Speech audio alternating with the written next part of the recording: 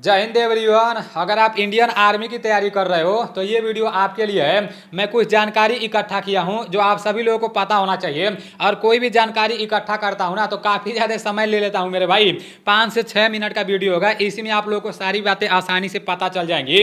देखो, एक साल में आप लोग 2 बार इंडियन आर्मी का भर्ती देख सकते हो, मतलब एक ही साथ 2 बार इंडियन आर्मी का पेपर दे सकते हो। हम लोग जो अग्निवीर का पेपर दे रहे हैं ना, इसका 3 बार रिजल्ट निकल रहा है, 3 बार मेरिट लिस्ट निकल रहा है। इसके बारे में कुछ लोगों को पता होगा लेकिन सभी लोगों को नहीं पता होगा। ये वीडियो सिर्फ उन लोगों के लिए है जिनको इसके बारे में कुछ भी नहीं पता है। मैं आप लोगों को दोनों बात बता रहा हूँ। दोनों बात बताने से पहले मैं आप लोगों को शॉर्टकट में बता दे रहा हूँ, आने वाले समय में जो इंडियन आर्मी की भर्ती आने वाली है, अग्निवीर की नई भर्ती आने वाली है, उसमें जो एज काउंट होगा ना, 1 अप्रैल 2003 से लेकर 1 अक्टूबर 2007 के बीच में अगर आपका डेट ऑफ बर्थ रहेगा तो आपका ऑनलाइन हो जाएगा।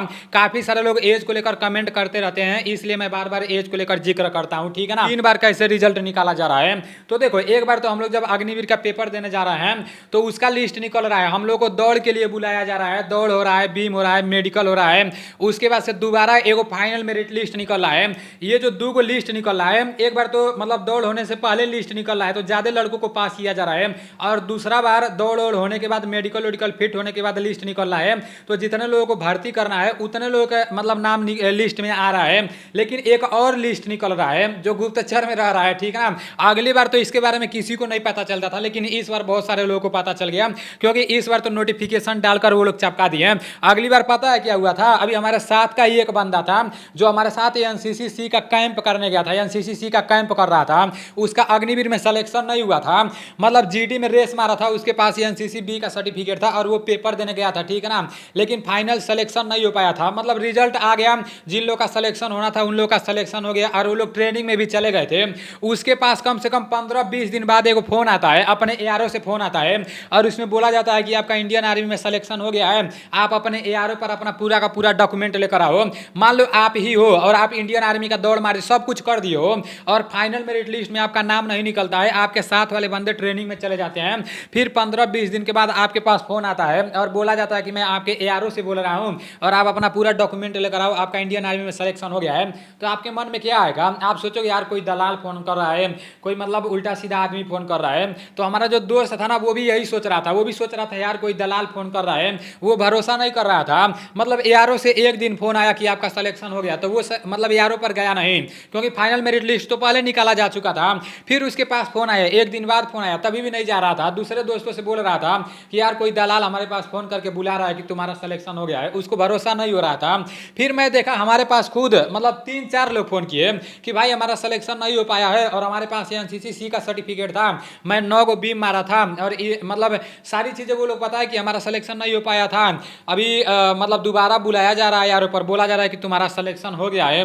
तो फिर मुझे भी कुछ समझ नहीं आ रहा था, लेकिन वो लोग 3 दिन बाद अपने एआरओ पर गए अपना पूरा डॉक्यूमेंट लेकर। वहां पर 20 लड़कों को बुलाया गया था, तो 20 लड़कों में से 4 लड़के नहीं गए थे, सिर्फ 16 लड़के गए थे और 16 लड़कों का सिलेक्शन हो चुका था, ठीक है ना। अब सोचो, मतलब मेरिट लिस्ट तो पहले निकाला जा चुका था, लेकिन 15 दिन बाद 20 दिन बाद 20 लड़कों को बुलाकर 16 लड़के मतलब वहां पर पहुंचे थे। और कुछ लोग शायद सोचे होंगे कि कोई दलाल फोन कर रहा है इसलिए नहीं गए होंगे, तो मतलब वहां पर उन लोगों का सिलेक्शन हो गया, ठीक है। कैसे सिलेक्शन हुआ था, जिन लोगों के पास एनसीसी बी का सर्टिफिकेट था, एक्सीलेंट दौड़ मारे थे या गुड दौड़ मारे थे और अच्छा खासा प्रश्न करके आए थे, उन लोगों का फाइनल मेरिट लिस्ट में नाम नहीं आ पाया था, तो भाई उन लोगों को पेंडिंग में रखा गया था, ठीक है ना।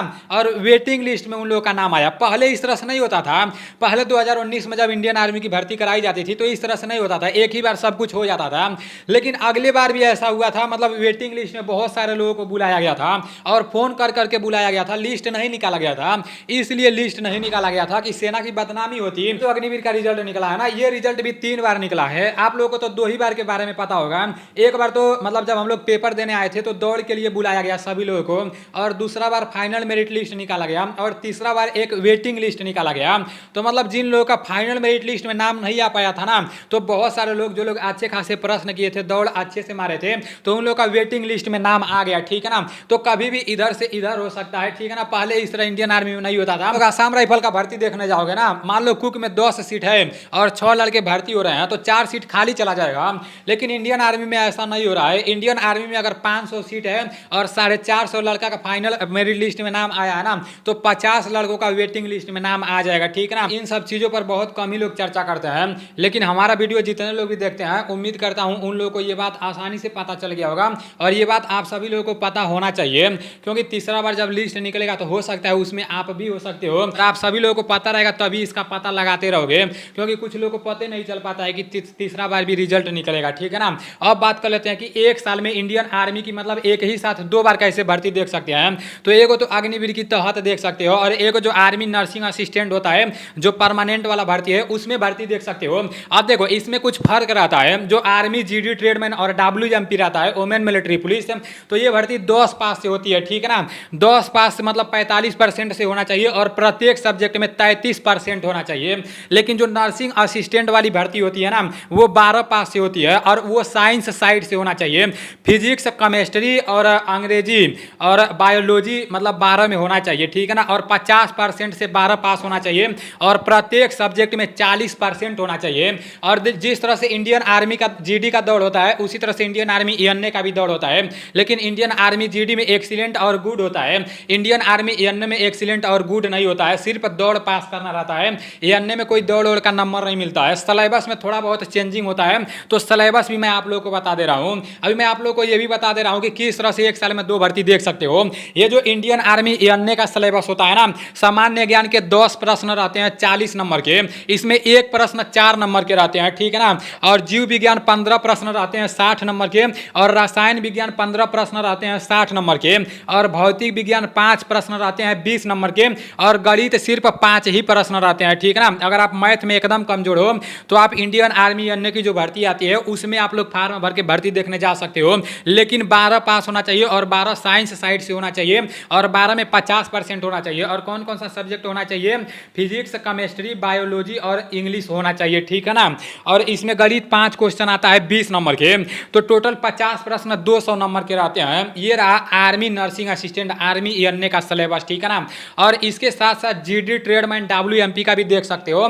जीडी ट्रेडमैन और WMP में टोटल 50 प्रश्न रहते हैं 100 नंबर के, एक प्रश्न 2 नंबर के रहते हैं। सामान्य ज्ञान के 15 प्रश्न रहते हैं 30 नंबर के, सामान्य विज्ञान के 15 प्रश्न रहते हैं 30 नंबर के, और आपका गणित के 15 प्रश्न रहते हैं 30 नंबर के, और 5 प्रश्न रीजनिंग के रहते हैं 10 नंबर के, ठीक है ना। तो मतलब जब भी भर्ती निकाली जाएगी तो मतलब दोनों भर्ती निकाली जाएगी, इंडियन आर्मी एएनए की भी निकाली जाएगी, और Indian army GD tradesman WMP technical clerk का भी निकाला जाएगा। तो आप दोनों में ऑनलाइन करा सकते हो, इस बार कोई दिक्कत नहीं हुआ है। कुछ लोग बोलते हैं भाई दिक्कत नहीं होगा, नहीं होगा मेरे भाई, आप दोनों में ऑनलाइन करा सकते हो, और दोनों में भर्ती देखने जा सकते हो।